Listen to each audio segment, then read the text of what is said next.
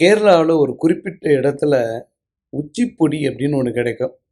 இந்த உச்சிப்பொடியுடைய சிறப்பு என்னென்னா, இதை எடுத்து ஜஸ்ட் அதாவது தலையில் உச்சியில் வச்சு தேய்க்கணும். நீங்கள் யாரை மனசில் நினச்சி தேய்க்கிறீங்களோ அவர்கள் உங்கள் பக்கம் வசியமாவதற்கு ஒரு வாய்ப்பு உண்டு.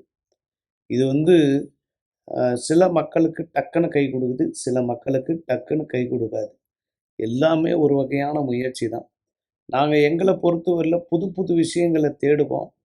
அந்த தேடுதலில் கிடைச்சது தான் உச்சிப்பொடி.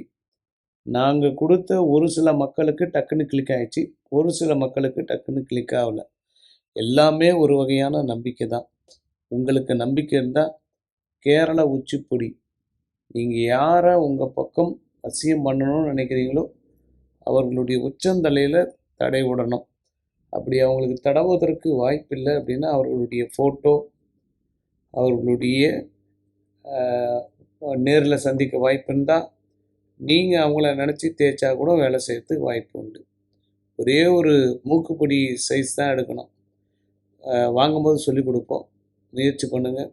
இதுவும் ஒரு வகையான வைப்ரேஷன்.